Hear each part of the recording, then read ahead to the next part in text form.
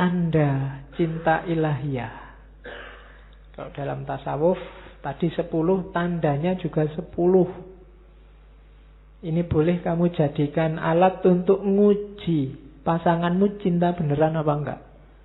Tapi ini maunya cinta ilahiyah sebenarnya. Yang pertama apa? Senang kalau bertemu kekasihnya. Kalau dalam sufi sampai ke level kasyaf.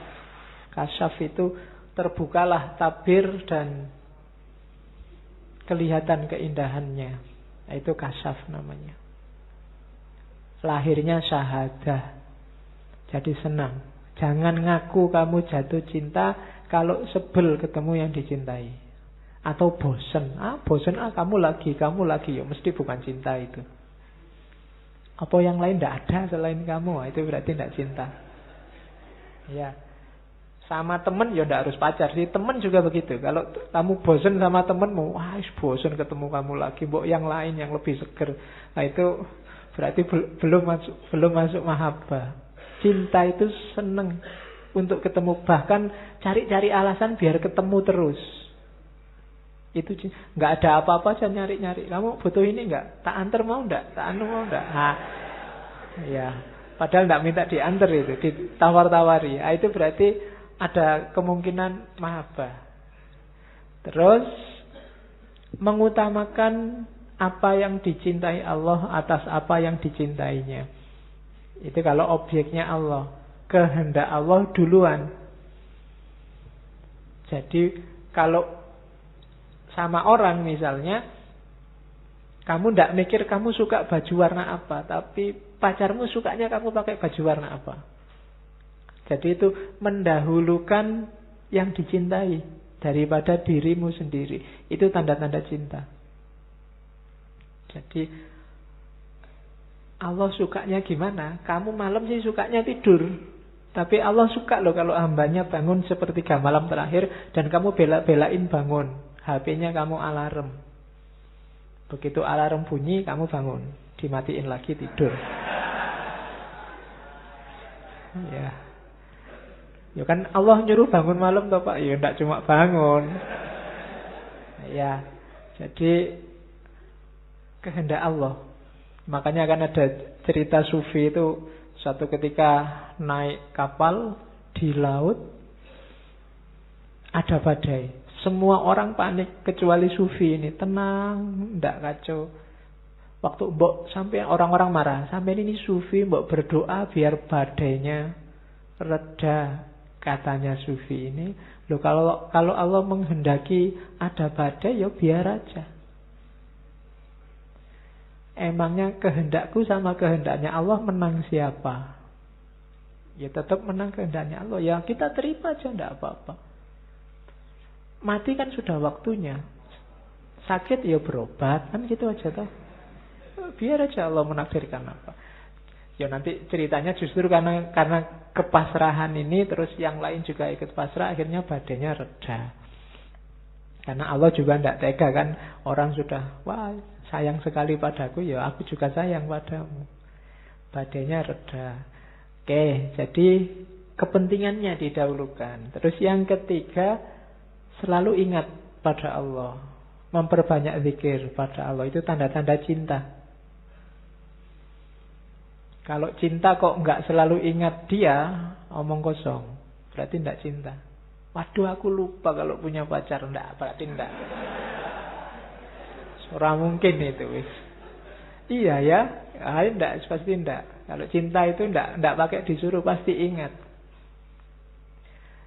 Terus suka kalau berduaan. Kalau sama Allah namanya berkholwat.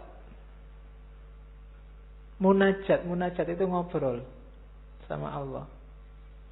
Atau membaca kitabnya. Kalau kalian dapat surat dari pacar, atau pacarmu ngirim WA panjang ngomong apa, itu kan tidak kamu hapus-hapus. Ini WA dari dia. Padahal mungkin isinya podo. Kemarin bilang I miss you, I love you. Sekarang I miss you, I love you. Itu enggak kamu hapus 1 bulan. Semuanya sama. Kenapa? Karena kamu cinta. Jadi kitabnya menurut kamu jadi penting. Karena membaca kitab itu mengingatkan kamu pada dia. Jadi kalau ada orang Islam ngaku cinta sama Allah tapi males ngaji, itu omong kosong. Tidak mungkin. Kayak kamu kalau jatuh cinta, kok pacarmu ngirim WA terus kamu alah tidak usah dibaca. Buat apa? Itu omong kosong, berarti tidak suka, tidak cinta. Jadi ciri yang keempat, suka kalau berduaan. Ayo Pak, kalau ini kan nggak perlu saya jelaskan, kamu paham lah. Mana ada orang jatuh cinta sukanya rame-rame, mesti pinginnya berduaan. Oke, terus makanya yang tidak punya pacar ya kamu toleran kalau ada temenmu baru ya. Lah ya kan, masa malam mingguan pacarmu diapeli kamu ikut ganggu, ikut nemuin, ikut ngajak ngobrol, itu namanya tidak toleran. Oke, mesti pingin berdua ya. Dan agama kan wanti-wanti, kalau bukan kholwat sama Allah loh ya, kalau laki-laki perempuan berdua, yang ketiga setan. Jadi kalau kamu ganggu temenmu pacaran, nah kamu jadi setannya.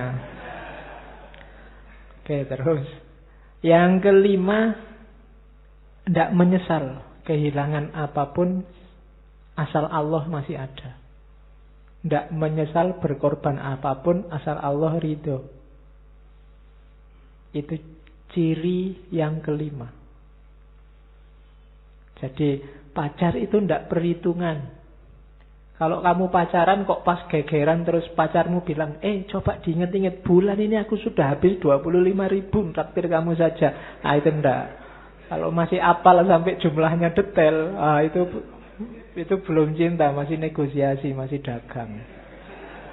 Iya, masih belum.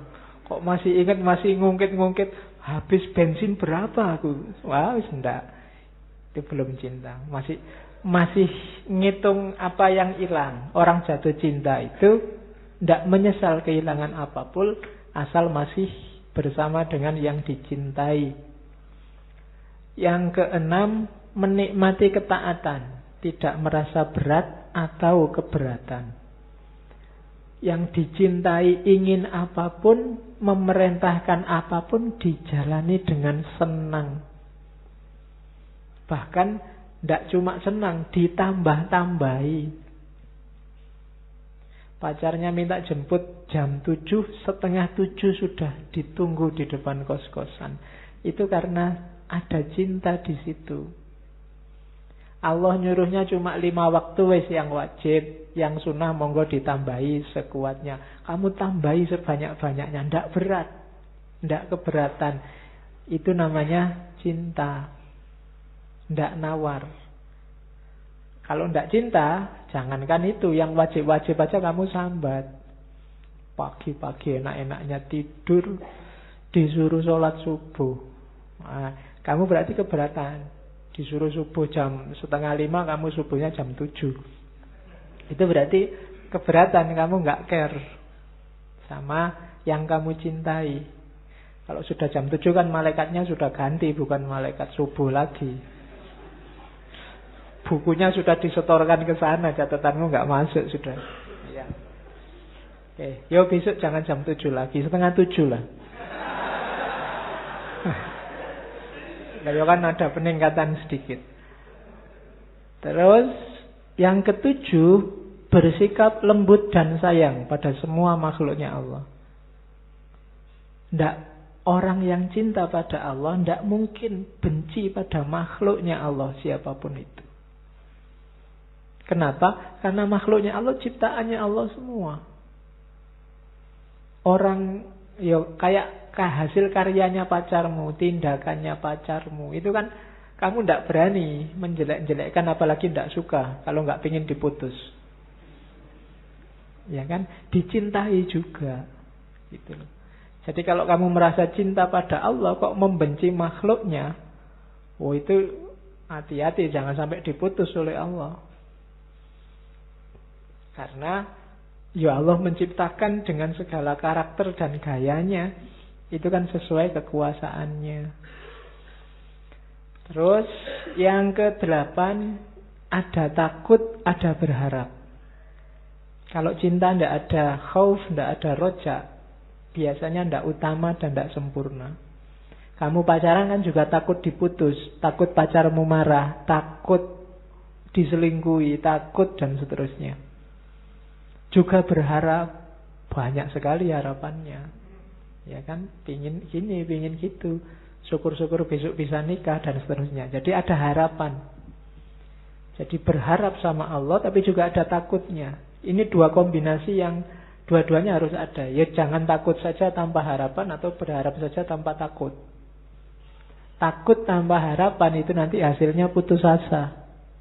Harapan saja tanpa takut hasilnya sakarepe dhewe.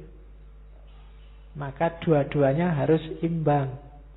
Yang kesembilan, biasanya orang jatuh cinta itu cenderung tidak pamer. Tidak memamerkan cinta sebagai wujud pengagungan pemuliaan. Kalau masih pamer, itu biasanya belum mendalam. Masih pingin dipuji orang, wah cakepnya pacarmu, mesti gitu. Yang disembunyikan yang pacarnya jelek-jelek mesti. Kok kamu punya pacar tidak pernah ditampilkan di Facebooknya? Itu perlu kamu tanyakan. Jangan-jangan kamu dianggap jelek oleh pacarmu. Tapi cirinya memang cinta yang sejati itu hanya untukku, tidak untuk yang lain. Kamu milikku saja loh ya. Orang lain jangan sampai tahu. Makanya tidak pamer-pamer. Orang cinta itu ada kecenderungan serakah. Allahku saja, jangan diganggu gugat. Biasanya itu alamat kamu benar jatuh cinta. Kalau ada orang bisa akrab sekali sama Allah, bisa dekat sekali sama Allah, kamu iri. Aku nggak bisa sedekat itu ya. Itu sebenarnya ada benih cinta di hatimu sama Allah. Kalau enggak ya berarti enggak. Kalau ada orang bisa sedalam itu sama Allah, bisa sampai nangis-nangis sedalam itu, kamu ala biasa aja, enggak lebay. Oh ya berarti kamu enggak ada rasa sama Allah. Orang cinta itu biasanya cemburu kalau ada yang lain akrab sama yang dicintai. Makanya ciri yang ke-9 cenderung disembunyikan. Biar apa? Biar milikku saja. Jadi banggalah, kebalikannya yang tadi ya. Kalau ada pacarmu nggak cerita-cerita, kalau sudah pacaran itu husnudzonlah. Sebenarnya dia ingin kamu jadi miliknya saja. Ya suudzonnya tadi, jangan-jangan aku dianggap jelek. Oke, terus yang terakhir, cirinya cinta adalah senang dan ridho pada yang dicintai.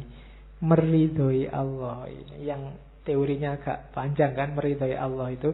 Kalau Allah ridho pada kita itu cenderung lebih mudah karena Allah Maha Penyayang.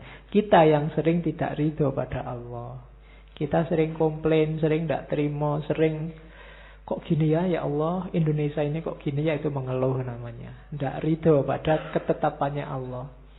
Kok bisa ya orang itu menang? Wong sudah kita demo bolak-balik loh. Iya. Gimana orang sekian juta berdoa? Allah ini gimana sih? Itu kamu berarti tidak ridho pada ketetapannya Allah. Orang yang cinta itu ditetapkan apapun oleh yang dicintai, oke, tidak masalah. Itu tanda-tanda cinta. Itulah bagian-bagian dari bab, kalau dalam tasawuf namanya bab mahabbah. Ya silahkan nanti dijelajahi sendiri. Cuma ini untuk mengantarkan ke Robi'ah. Awalnya dari Robi'ah nanti berkembang jadi teori semacam yang kita jelaskan tadi.